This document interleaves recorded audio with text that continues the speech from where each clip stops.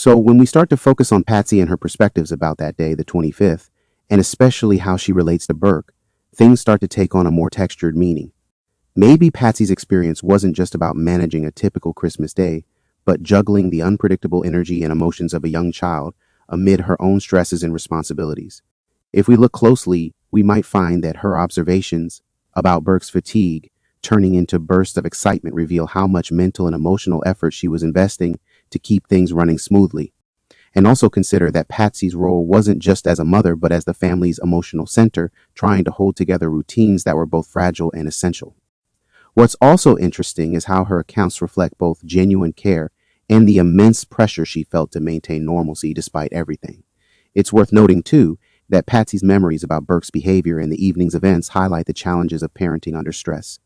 The shifting descriptions, Burke being tired yet suddenly lively, struggling with a toy that didn't really need assembling, show how much the day's emotional weight may have affected her perception and recall.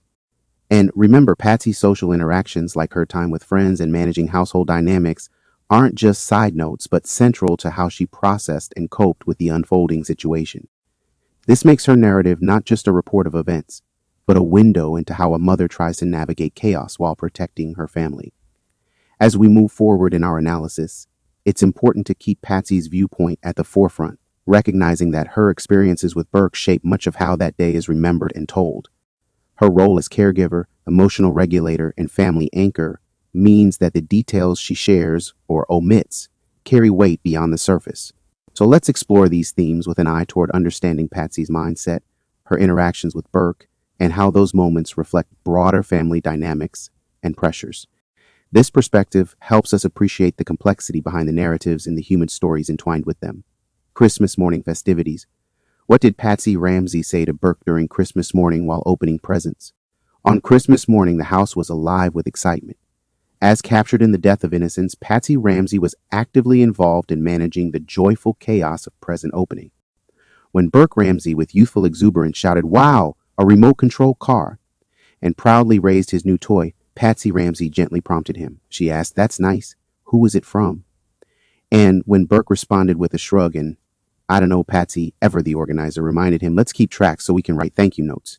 This interaction highlights her attempt to instill manners and thoughtfulness in the midst of Christmas morning excitement.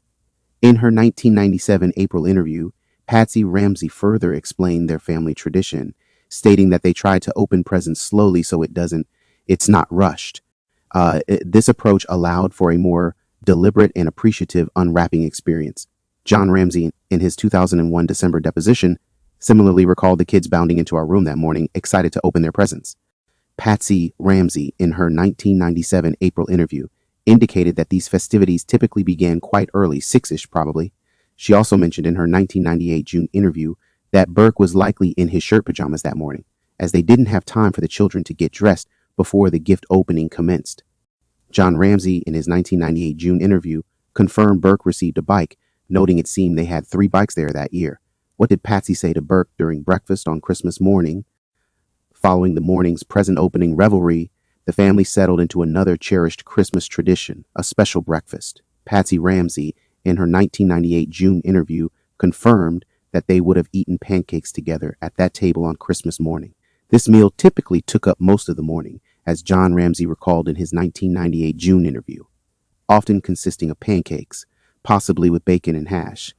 Patsy Ramsey also detailed the family's seating arrangement at this meal, with her on the right of the table, John on the left, Burke closest to the viewer, and JonBenet furthest from them, closest to the kitchen.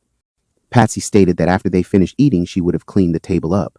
Notably, Patsy Ramsey was questioned in her 1998 June interview about the presence of pineapple at breakfast. She firmly stated, "Not that I am aware, not that I can remember. They don't go together. You wouldn't have pineapple with pancakes." She further added that she couldn't remember when she last had pineapple in the house, a point that later became significant due to findings in JonBenet's system and a bowl found on the kitchen table. While the sources don't detail specific conversations between Patsy and Burke during breakfast, the context is one of a relaxed, traditional family meal after the morning's excitement. Okay, so let's first think about the idea of normalcy and routine on Christmas morning and why it matters so much here. When Patsy gives that flat, no wavering answer of 6 a.m. as the start time for the Christmas festivities, it signals something important. That part of the day was grounded in a clear, consistent routine. People tend to remember well the rhythms of their usual comforting patterns, especially something as ritualized as Christmas morning. So when the timeline is steady and unchanging here, it tells us that there was no disruption or stress that might cause memory fuzziness. That's a key forensic insight because normal routine strengthens memory reliability. The brain encodes these events with strong contextual clues, so it's easier to recall times and sequences. And we can continue to think about how this normalcy functions psychologically. In a household with children, Christmas morning usually follows a known, expected pattern: wake up, presents, family interactions. The hippocampus, the part of the brain responsible for forming new memories, works best when the environment is familiar and non-threatening. So, a steady timeline in the morning reflects this physiological fact. The brain's memory system is operating under normal, low-stress conditions. This stands in contrast to times of trauma or chaos when memory formation can become fragmented or distorted. So, when we see Patsy's certainty here, it suggests no trauma or disruptive event had happened yet. Now, moving on from that, we can also consider a philosophical angle from criminology and forensic science about why normalcy matters in reconstructing events. When investigators look at a timeline, consistency in certain parts is crucial. It anchors the timeline in reality and helps detect where discrepancies begin. If the morning is stable, then any wavering or contradictions that appear later must be given special attention. In this case, the afternoon timeline being all over the place is suspicious, precisely because it breaks from the morning's reliable baseline. It invites questions. What changed? What happened that caused these inconsistencies? Philosophically, this also ties into the idea of disruption of normal cognitive and social functioning as a marker of critical incidents. The mind and body respond differently when faced with stress or guilt, and this can lead to altered recollections or evasive behavior. Along the same lines, we can also think about the role of social expectations and performance in maintaining normalcy during trauma. Often, family members caught in a stressful or criminal situation try to maintain appearances to outsiders or even to themselves, acting as if nothing is wrong to avoid suspicion. The morning calm could be a form of this normalcy performance, keeping the facade intact while internal tension builds. This ties into forensic behavioral analysis, where perpetrators or witnesses sometimes mask trauma by sticking to rehearsed routines, blurring the lines between truth and constructed narratives. This might explain why Christmas morning seems normal, but later events get hazy or contested. What's also interesting is the transition from this steady morning into the afternoon's timeline uncertainty. It's like the clock breaks somewhere after breakfast and memory starts to slip. Neurologically, this can be explained by how acute stress or trauma floods the brain with cortisol, which affects memory encoding and retrieval. The stress hormone cortisol, when elevated, can impair the ability to form clear memories or cause selective memory blocking. So the later 5 or 6 p.m. range Patsy gives for dinner time compared to John's earlier and more precise times may reflect this impaired memory under stress. In layman's terms, when the brain is overwhelmed, time gets blurry, and people start guessing or reconstructing memories with less accuracy. But beyond just brain chemistry, we should also think about the strategic motivations behind such vagueness. From a forensic framing perspective, someone involved in wrongdoing might deliberately leave a wider range to create ambiguity, what investigators call temporal distortion, as a tactic to avoid detection. This makes establishing a solid timeline harder and buys the person space to evade scrutiny. So Patsy's flat certainty about the morning, followed by her vagueness later, could be a calculated response to protect herself or the family narrative. Now, let's dive a bit into getting inside the mind of the killer or perpetrator in a situation like this.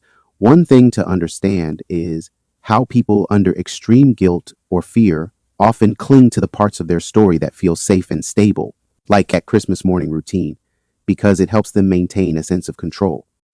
But when they reach the parts where things went wrong, their memories fracture or they become evasive, because admitting or even recalling those moments brings immense psychological pain or risk. So the killer's mind might tightly hold on to normal memories as a psychological defense mechanism, pushing the trauma and uncertainty to the margins or shadows. Also, the killer might be balancing two conflicting drives: the desire to appear normal and the need to hide the truth. This internal conflict creates cognitive dissonance, which further distorts recollections. Philosophically, this relates to how moral guilt and self-preservation clash, producing fractured narratives and inconsistent timelines. The killer's mind is a battleground between these forces, and the timeline inconsistencies are evidence of that struggle. Finally, it might be worth noting how routine and disruption play into forensic investigation as markers of truth and deception. Normal routines ground a timeline, giving investigators something solid to work from. When those routines are disturbed, or the timeline starts to waffle, it signals areas needing deeper scrutiny. So here, the Christmas morning normalcy serves as an anchor point, and the afternoon's ambiguity is a red flag.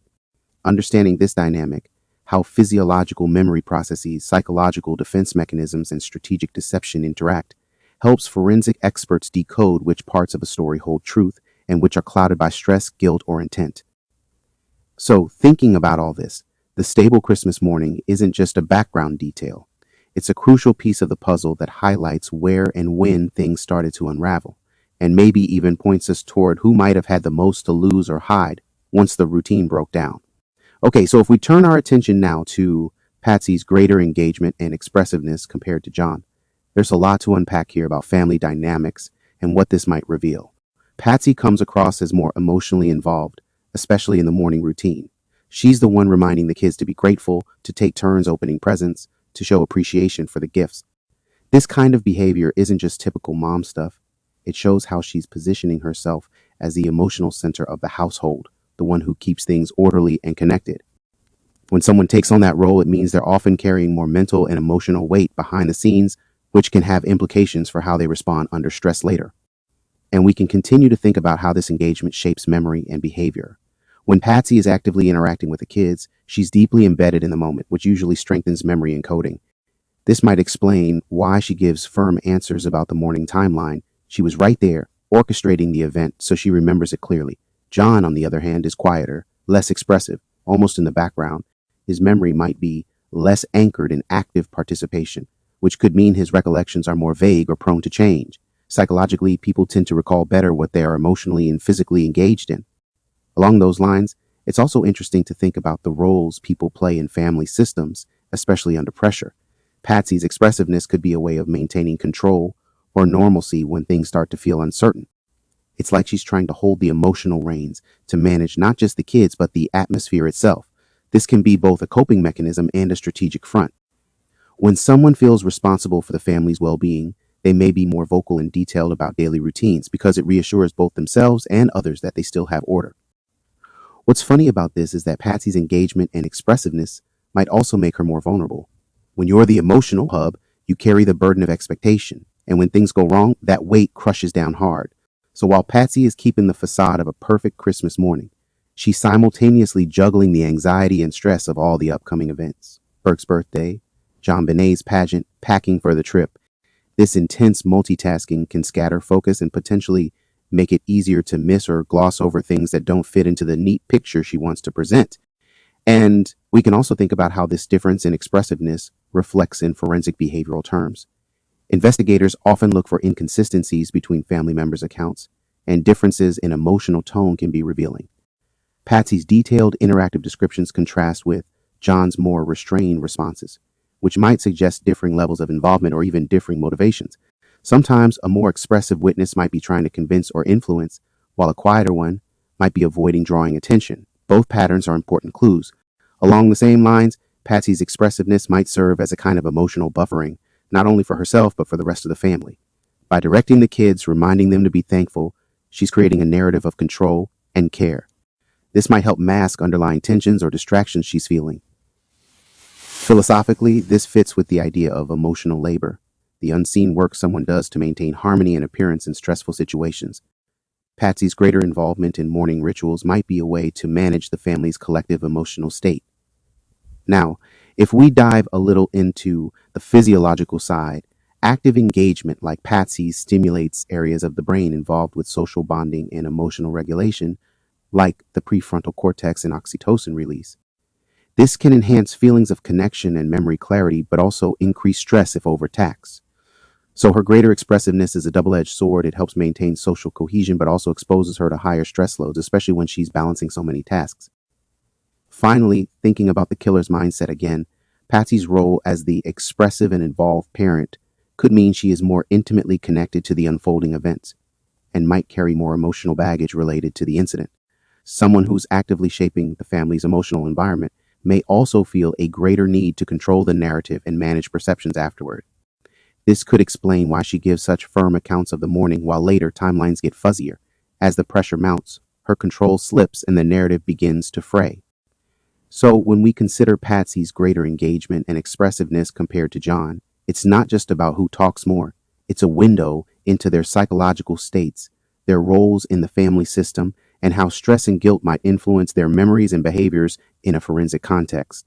This dynamic plays a big part in understanding the story they tell and the cracks that appear in that story as the day unfolds. Okay, so now let's take a closer look at the weight of responsibilities and the mental load Patsy is carrying, and why that matters so much in understanding the bigger picture here. When you think about it, Patsy isn't just managing a typical Christmas morning. She's juggling multiple high-stakes tasks all at once. There's Burke's upcoming birthday, JonBenet's pageant, packing for a big trip to Florida, and the social expectations around thank you cards and gift wrapping. All these things pile up and create what psychologists call cognitive load, the total amount of mental effort being used in the working memory. When that load gets too heavy, it's easy for details to slip through the cracks or for attention to get fragmented. And we can continue to think about how this mental overload might affect memory and decision making. The brain's prefrontal cortex, responsible for executive functions like planning, attention, and problem solving, can become overwhelmed when bombarded with too many simultaneous demands. This leads to reduced focus and increased errors or forgetfulness. So Patsy's certainty about the Christmas morning timeline might come from moments when her mind was less cluttered and more present, but as the day went on and her responsibilities mounted, that mental clarity likely declined. This explains why later events have fuzzier recollections or conflicting times. Along those lines, it's also worth considering the emotional stress that comes with this kind of load. When people are stretched thin, their stress hormones like cortisol spike, which not only affects memory, but also emotional regulation. Patsy may have been experiencing this kind of stress throughout the day without it being overtly visible. Philosophically, this mental and emotional strain might create a sense of being pulled in too many directions at once, making it harder to maintain a coherent narrative or timeline when asked later. What's funny about this is that sometimes the busier someone is, the more they try to cling to routine or create order around them to feel in control. Patsy wrapping presents and organizing the kids' behavior can be seen as her way of imposing structure amidst mental chaos. But ironically, the more she focuses on external order, the more internal cognitive overload she might be experiencing, which can cause gaps or inconsistencies in her own recollections. So her outward calm might mask a turbulent mental state. And we can also think about how this load might influence her interactions with others. Being the primary emotional and logistical organizer means Patsy likely had little time for self-care or mental rest. This kind of continuous multitasking can lead to decision fatigue, where the brain's ability to make clear and consistent choices diminishes over time. In forensic terms, this can translate to shifting stories, hesitation, or contradictory statements simply because the mind is exhausted and trying to piece together memories under strain. Along the same lines, Patsy's mental load also has a social dimension. There's the pressure to maintain a certain image for the family and the community, especially during a highly visible holiday like Christmas. This external expectation adds a layer of performance stress, which can compound the cognitive and emotional burden she carries. Philosophically, this ties into the idea of social masks people wear to hide vulnerability, making their true mental state harder to detect and complicating investigators' efforts to read their behavior accurately.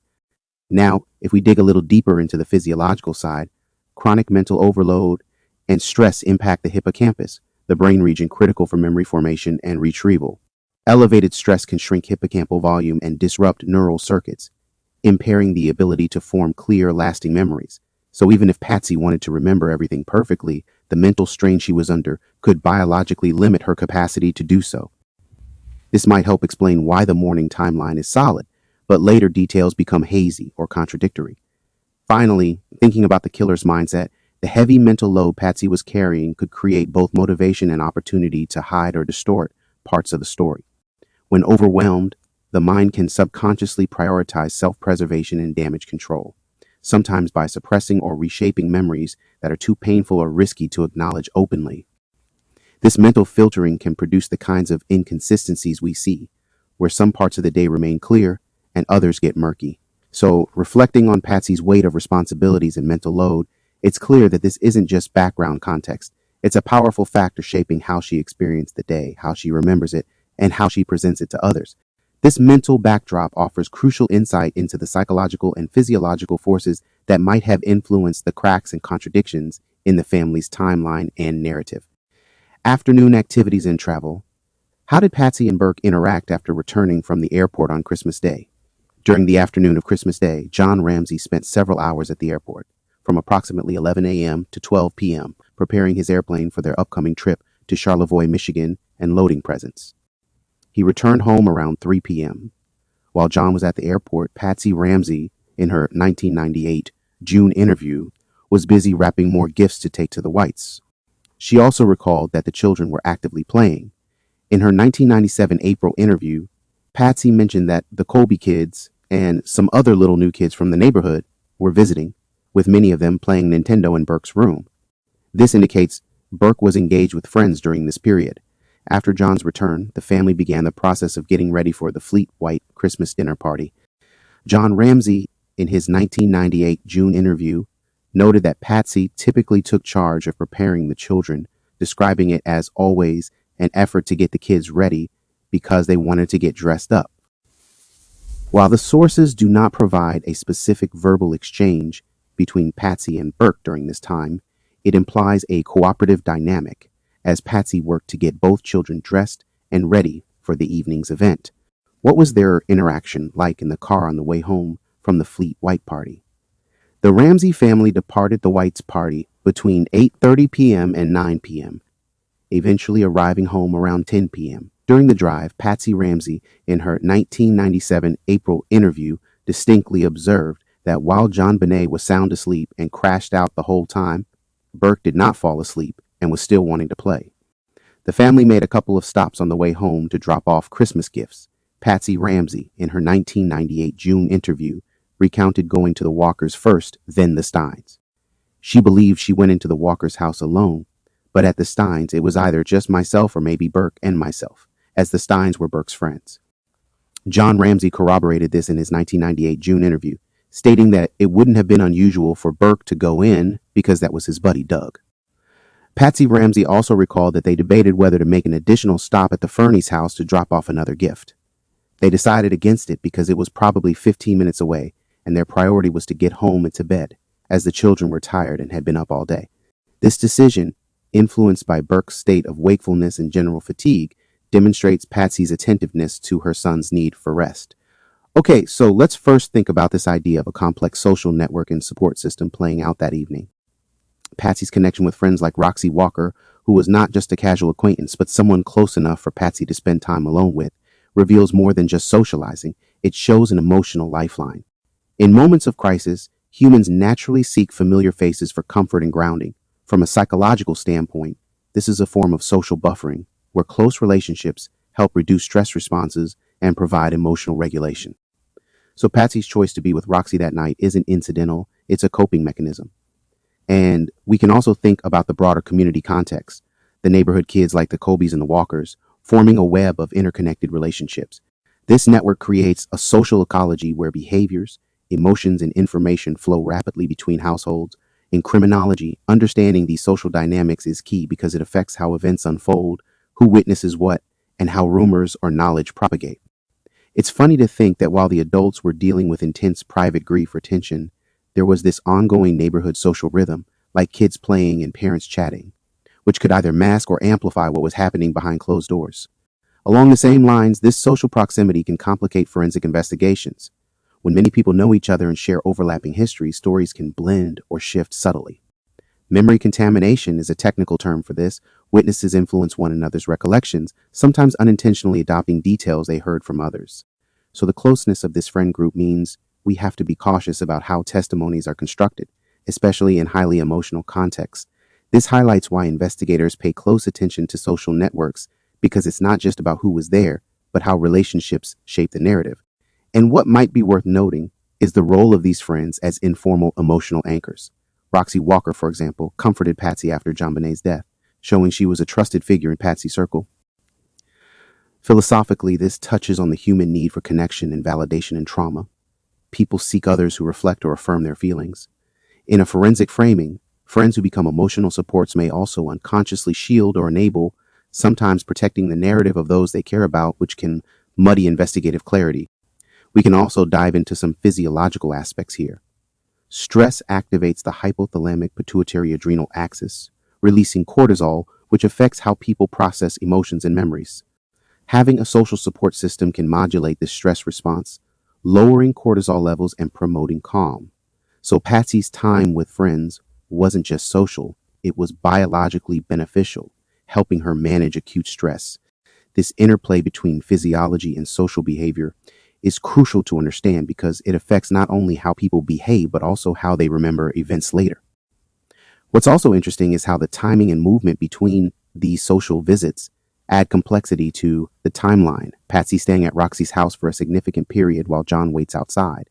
Then the family's brief visit to the Stein's house with shifts in who is inside or outside. These details suggest a choreography that could be practical or strategic.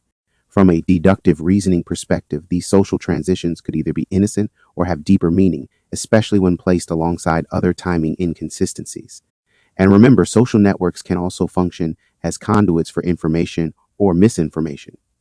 In a forensic context, people connected to a family under investigation sometimes share knowledge, rumors, or theories that influence how events are perceived publicly and privately. This can create a kind of feedback loop. Friends reinforce certain versions of the story, which then affect witness statements or behavior.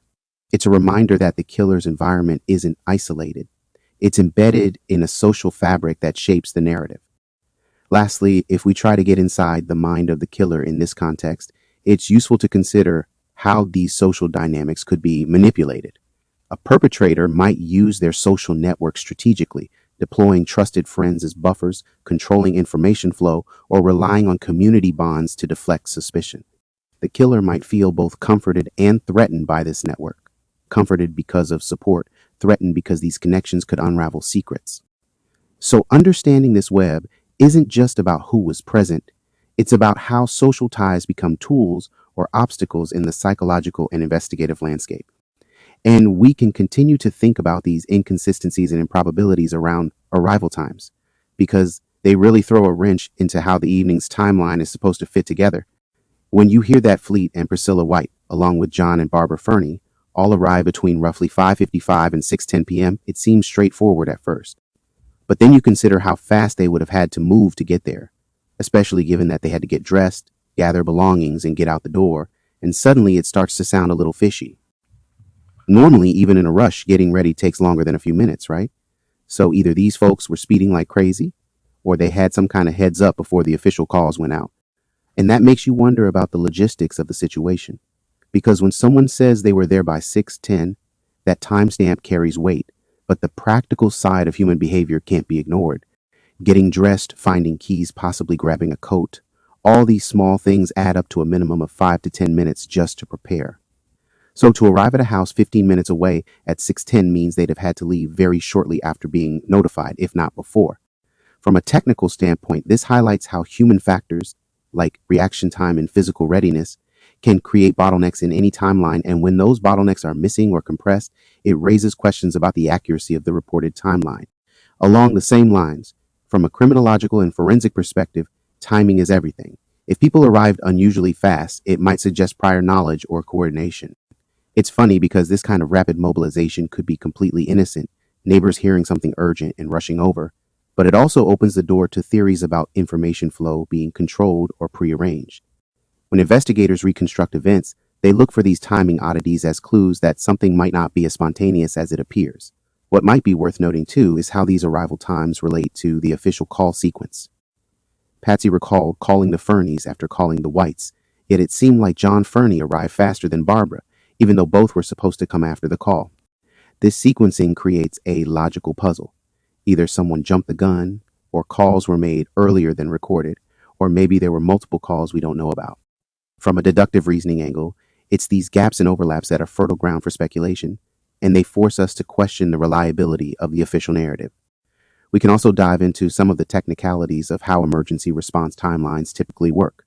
In emergencies, people often overestimate how quickly they can mobilize, influenced by adrenaline and urgency. There's a psychological effect called time compression, where perceived durations shrink under stress. So someone might genuinely believe they got ready instantly, but in reality, it took longer. However, when multiple people report tight windows that defy practical human behavior, it's hard not to see a pattern of timing being shifted, whether intentionally or subconsciously. And what's also interesting is the philosophical aspect of how time is perceived and reported in high stress situations. Time is fluid and subjective. Minutes can feel like hours or seconds depending on emotional states. In a forensic frame, investigators have to separate subjective impressions from objective facts, which is no easy task when everyone involved is under extreme duress. This tension between perception and reality means that any timeline built on personal reports must be scrutinized with an understanding of human fallibility. Lastly, getting inside the mind of someone involved with these timing inconsistencies, whether innocent or guilty, is fascinating. They might feel pressure to make their arrival time seem quicker to demonstrate promptness or reliability, or they might want to obscure certain details by keeping the timeline vague. Alternatively, if there was prior knowledge, the quick arrivals could reflect an orchestrated response intended to control the situation. In any case, these timing irregularities aren't just numbers, they're psychological signals, windows into how people manage stress, urgency, and perhaps even deception. And we can continue to think about how family priorities in childcare really shape the decisions that night, because this aspect often gets overlooked but is key to understanding why certain choices were made. The decision not to stop by the Fernie house, despite it being nearby, was influenced heavily by the need to get the children home and into bed.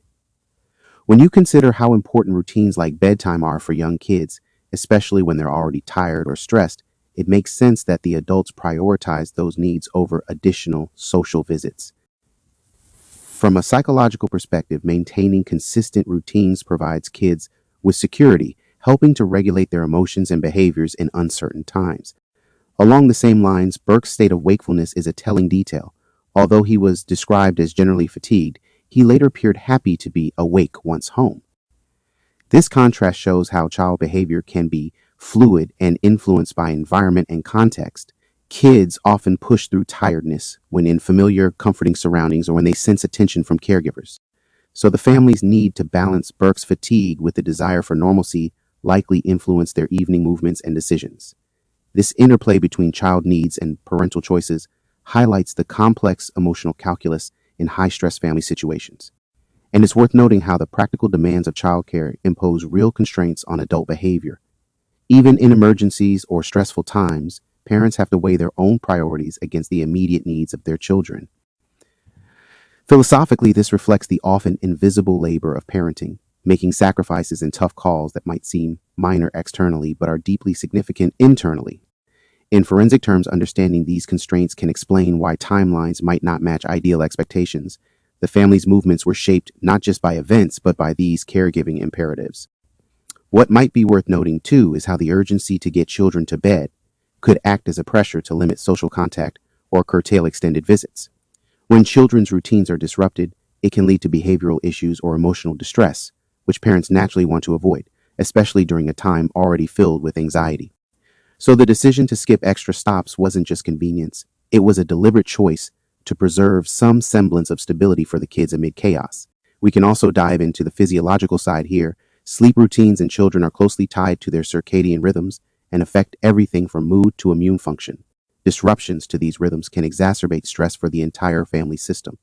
So parents naturally try to protect these routines to maintain overall family well-being. This biological imperative adds another layer of urgency to the evening's decisions. And what's also interesting is how these family priorities might influence the adults' emotional states and recollections. When parents are focused on caregiving duties, their attention is divided, which can impair memory encoding and recall. This might contribute to some of the inconsistencies or fuzzy timelines reported later.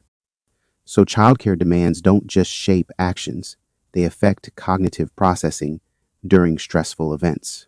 Lastly, getting inside the minds of the parents here, we see a juggling act between managing the crisis and protecting their children's emotional and physical needs.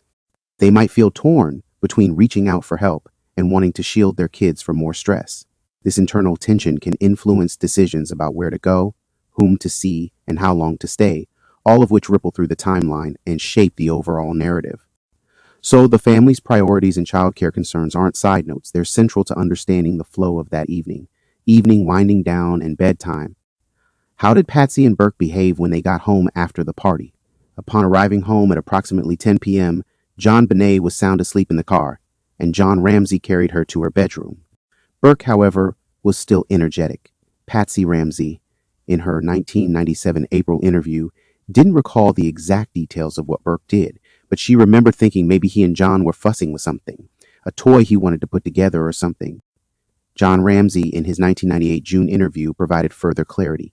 He explained that when he started to get Burke into bed, he found Burke sitting in the living room working on a toy, an assembly little toy he got for Christmas.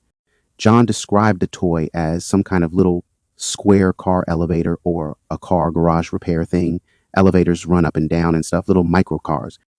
Recognizing that Burke was not going to go easy to bed in his active state, John patiently sat down and helped him put it together to try to expedite the process, a joint effort that took 10 or 20 minutes. This interaction, though primarily between father and son, was observed and recalled by Patsy, suggesting a shared parental awareness of Burke's winding down process. What did Patsy say or do when putting Burke to bed on Christmas night? While John Ramsey's interactions with Burke at bedtime are explicitly detailed, Patsy Ramsey's direct verbal contributions at this precise moment are not as clearly recorded in the provided sources. John Ramsey, in his 1998 June interview, stated that after they finished assembling the toy, Burke went up to bed. John typically helped Burke get into his pajamas, a routine he performed every night, followed by brushing his teeth before getting into his normal bed in the TV room. John estimated this occurred somewhere between 9:30 p.m. and 10 to 10, probably a quarter to 10. In her 1998 June interview, Patsy Ramsey acknowledged her awareness of Burke's routine, stating, "I could hear Burke go to the bathroom because his bathroom is sort of more toward the end of our bedroom. This indicates her general familiarity with his habits, even if she wasn't always physically present for every step." The most direct statement from a parent to Burke at bedtime, as recalled, was from John Ramsey, who told him, "You're a good son, Burke. I love you." Patsy Ramsey, in her 2000 August interview, broadly stated, "Well, all I know is that her father and I put her to bed the night of Christmas Day, 25th. The sources do not contain specific dialogue from Patsy to Burke during his final moments before sleep that night." How did Burke respond to Patsy during the bedtime routine? The provided sources do not explicitly detail a verbal response from Burke Ramsey directly to Patsy Ramsey during his Christmas night bedtime routine. The only recorded verbal exchange at this time is between Burke and his father. As John Ramsey recalled in The Other Side of Suffering, after he told Burke, "You're a good son, Burke. I love you," Burke responded with, "I love you too, Dad." What were the last things Patsy said to Burke before leaving his room? The specific last words Patsy Ramsey said to Burke before leaving his room on Christmas night are not explicitly detailed in the provided sources. As mentioned, the most direct bedtime exchange recorded is between John and Burke. Patsy Ramsey's general statement in her 2000 August interview was, "Well, all I know is that her father and I put her to bed the night of Christmas Day, 25th. Were there any notable conversations or moments between Patsy and Burke throughout the day?" Throughout Christmas Day, several notable interactions and observations between Patsy and Burke paint a picture of their relationship. Shared Christmas joy. From the early morning, Patsy was involved in the cherished family ritual of opening presents, guiding Burke to keep track of gifts. They also shared traditional pancake breakfast, which Patsy helped prepare and clean up. Awareness of play and development. Patsy was cognizant of Burke's activities during the day, noting he was playing Nintendo with the Colby kids and other friends in his room while she wrapped gifts. She also recalled JonBenet and Burke playing together, and Burke playing with Kai and Evan Colby. Patsy was asked about Burke having a secret Santa in his classroom that year. Bedtime engagement. Although John took the lead in helping Burke assemble his new toy before bed, Patsy had observed them fussing with something, indicating her awareness and implied support of their winding down activity. On health and well-being concerns, Patsy showed maternal concern for Burke's well-being, noting his continued energy despite being tired in a car ride home from the Whites party, which influenced their decision to go straight home rather than make another stop. In her 1998 June interview, Patsy also revealed that Burke had been seeing a child therapist following the incident, stating her desire to take care of our mental health, all of us, during this, especially for Burke to avoid repercussions later in life. She communicated with Dr. Jaffe, Burke's therapist, about the interviews, hoping for a kid-friendly environment. She also discussed Burke's bedwetting habits, stating that if he had an accident, he would change beds. When discussing an unflushed toilet in the basement bathroom, Patsy expressed her belief that it was more likely Burke's friend Evan, who didn't flush, rather than her son, reflecting her view of Burke's good habits. On familiarity with belongings, Patsy identified Burke's pajamas in a photograph, indicating her familiarity with his clothing. How would you describe the tone of the interactions between Patsy and Burke from Christmas morning until bedtime? The tone of interactions between Patsy and Burke Ramsey throughout Christmas Day can be characterized as attentive, nurturing, and deeply rooted in established family routines and a sense of care. From the early morning, Patsy demonstrated a gentle and guiding approach, as seen when she encouraged Burke to keep track of gifts for thank you notes, integrating thoughtfulness into the joyful chaos. Her presence and participation in the family's traditional pancake breakfast also underscores a normal familial atmosphere. Throughout the day, Patsy was observant and responsive to Burke's needs and activities. Her recognition that he was still wanting to play on the car ride home, even as JonBenet was asleep, and the decision to prioritize getting him to bed rather than making another stop, highlights her attentiveness to his well-being and energy levels. Even in the background, her general awareness of Burke playing with his friends and new toys, as well as her later understanding of John's efforts to help him with an assembly toy, suggests a supportive and involved parenting style. The overall impression is one of a mother who is deeply connected to her son's daily life, his comfort, and his emotional state, providing a stable and affectionate environment within the family's cherished holiday traditions. Patsy's later discussions about Burke's therapy further solidify this image of a mother profoundly concerned with her child's long-term health and adjustment. Okay, so let's first think about this idea of Burke's paradoxical energy shift, from being tired and ready to wind down earlier in the evening to suddenly lighting up with excitement once he got home. This flip isn't just a quirky kid thing, it's actually pretty common behavior in children.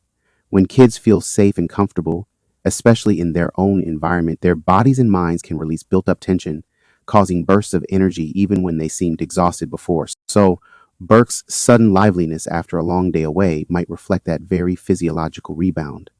It's like the brain and body finally get permission to relax, and in doing so, they spark a new wave of excitement. And we can continue to think about how this shift impacts family dynamics that night. When a child goes from fatigued to energetic, it often throws off parents' carefully planned routines, especially bedtime. Parents may anticipate a smooth transition to sleep, but instead have to manage renewed activity and stimulation. This creates a kind of emotional labor where adults have to regulate not only the child's behavior, but also their own stress levels. Managing this push-pull dynamic is tough and can cause inconsistencies in how the evening unfolds, which might explain some of the fuzzy timelines and fragmented accounts we see. Along the same lines, this behavior can be understood through the lens of circadian rhythms and homeostasis. Children's bodies are wired to balance periods of activity with rest, but the environment plays a big role in triggering these cycles. Being away from home, especially in unfamiliar or stressful settings, can suppress natural sleepiness. Then, once back in a safe space, their body chemistry shifts.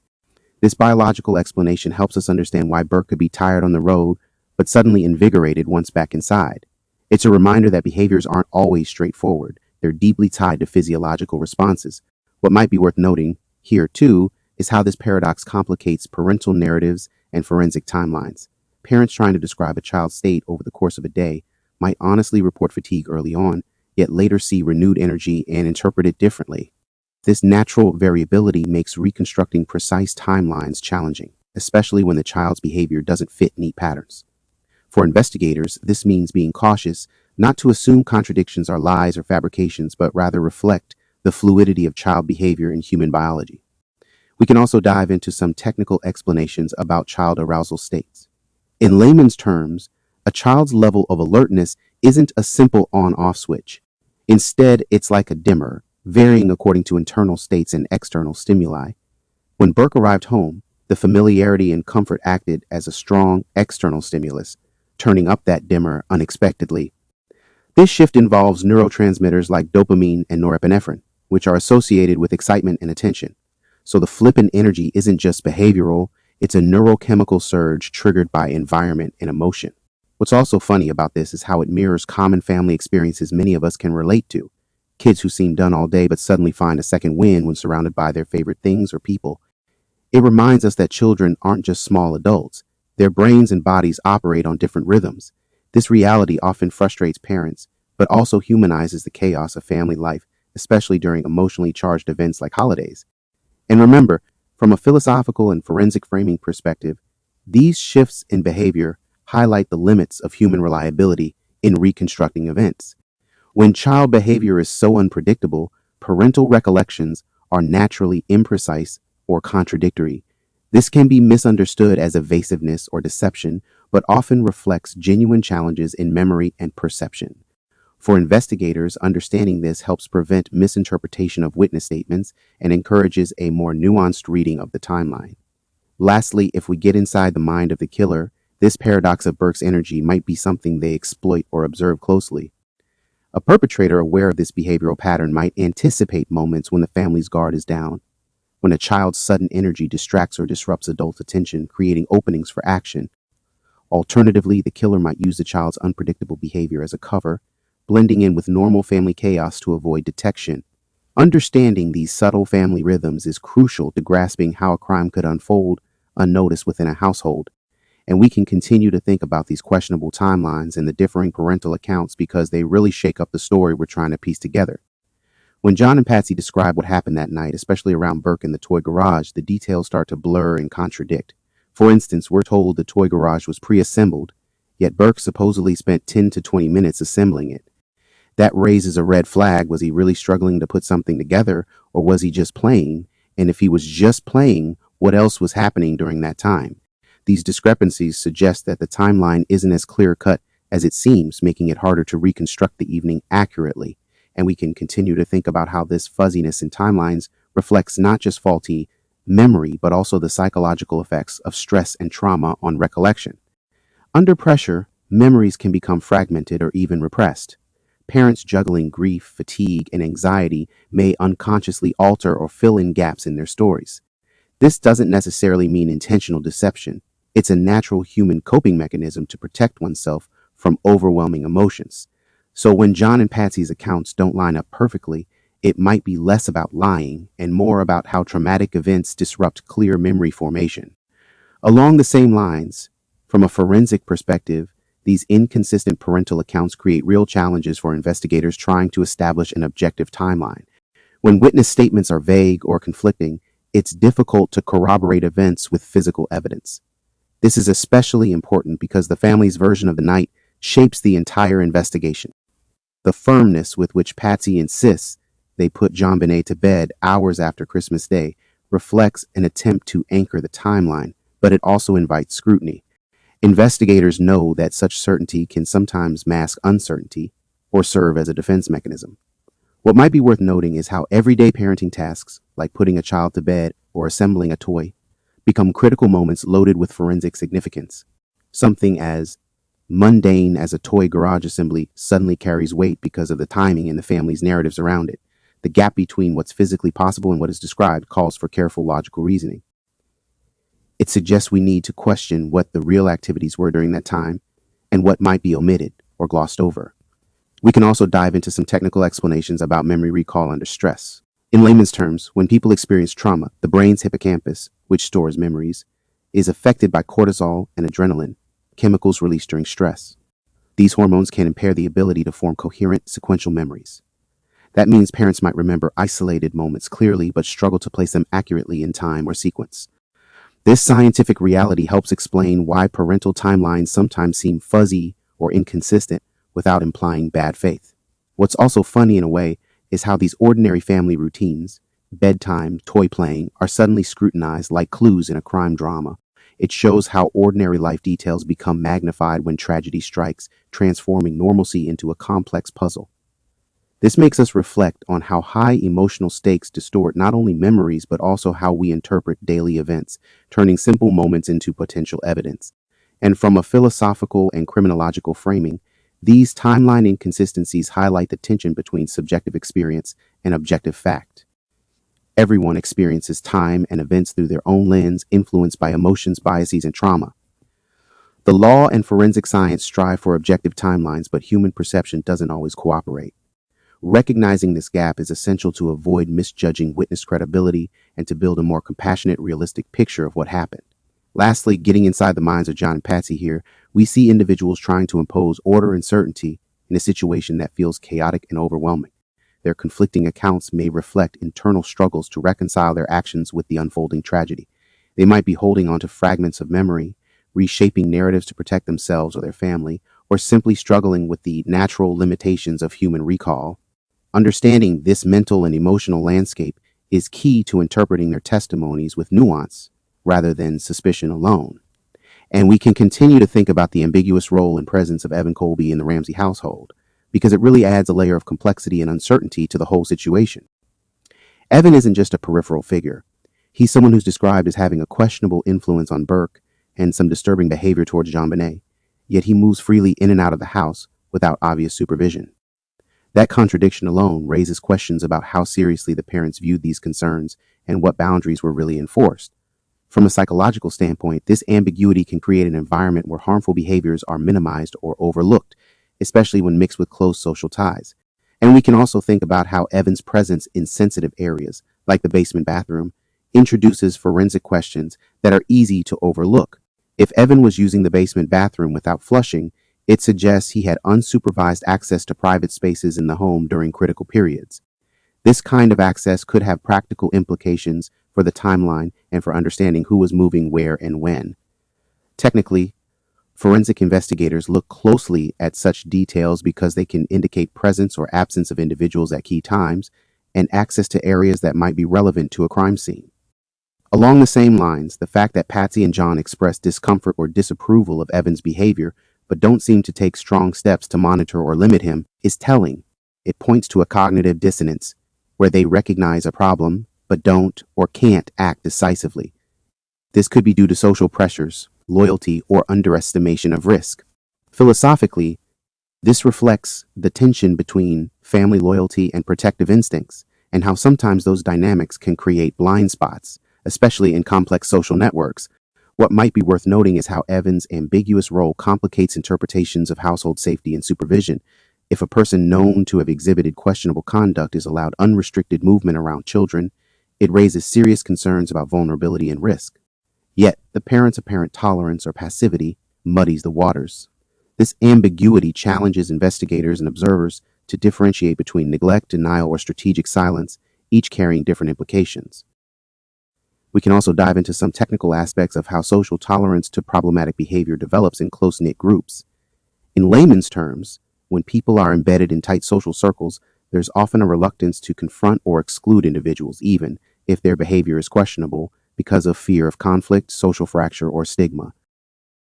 This psychological phenomenon is sometimes called group cohesion over individual safety, where maintaining relationships takes precedence over addressing risks.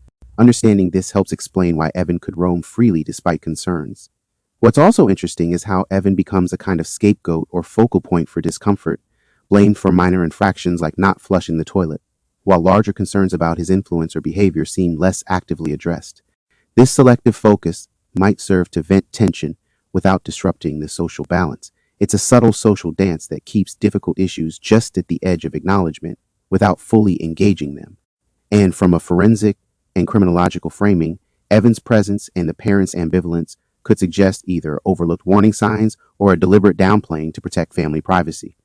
This ambiguity creates gaps in the narrative and opportunities for misinterpretation. It also raises the question, how might this dynamic have influenced the broader household atmosphere, and what role could it have played in the events of that night? Lastly, getting inside the minds involved, one might imagine Evan feeling both included and marginalized, allowed freedom but perhaps aware of underlying distrust or disapproval. Meanwhile, the parents might experience conflicted emotions, wanting to maintain social harmony yet harboring concerns. This tension can foster an environment ripe for miscommunication, neglect, or worse. So Evan's ambiguous role is not just a side detail. It's a window into the social and emotional undercurrents shaping that household's reality.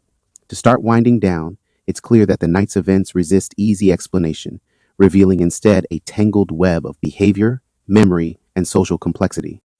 What emerges from this is less a neat timeline and more a mosaic of human responses, sometimes contradictory, sometimes revealing, often puzzling. But that's the nature of real-life situations, especially ones touched by trauma and high emotion. What might be worth noting as we close is how these nuances challenge simple judgments about truth or deception, reminding us to approach such cases with care and depth. It's also interesting to consider how the interactions between family members and their social circle influence both the narrative and the investigation. The ambiguous presence of certain individuals and the shifting rhythms of child and adult behavior add layers that complicate not only the facts, but the very way we interpret them. And what's funny, in a way, is how the ordinary, like assembling a toy or a child's energy surge, becomes central to understanding an extraordinary and tragic night. Ultimately, this analysis invites us to see beyond surface inconsistencies and to appreciate the complexity of memory, emotion, and social dynamics in forensic context. It reminds us that in trying to reconstruct the past, we are often dealing with fractured recollections filtered through stress, love, fear, and sometimes silence. So as we close this chapter, it's important to carry forward a perspective that balances skepticism with empathy, rigor with nuance, and facts with the messy reality of human experience. As we begin to close, it becomes clear that Patsy's interactions with Burke on the 25th paint a picture that's rich in both love and struggle. Her attempts to manage his energy shifts, maintain routines, and navigate the day's demands reveal a mother caught between hope and fatigue. What might be worth noting as we wrap up is how these moments underscore the emotional and psychological complexity behind everyday family life, especially in times of crisis. Patsy's perspective invites us to see beyond simple timelines and toward the human effort to hold things together when everything feels fragile. It's also telling how Patsy's accounts highlight the paradox of Burke's behavior, the tired child who suddenly finds bursts of excitement at home. This dynamic not only complicates parental routines, but also shapes Patsy's recollections and emotional state. And what's striking is how her narrative interweaves with social connections and household tensions, reflecting a mother balancing multiple roles while trying to protect her children and preserve some sense of normalcy. Ultimately, Patsy's perspective challenges us to approach the events of the 25th with nuance and empathy. Her memories are not just factual reports, but expressions of a mother's experience navigating confusion, care, and stress. So as we close this chapter, it's important to remember that understanding her viewpoint is key to grasping the fuller story, a story shaped as much by human complexity as by hard facts. And with that being said, as always, I appreciate your support. Thanks for watching. Don't forget to like and share and subscribe if you haven't. And until next time, take care of yourself.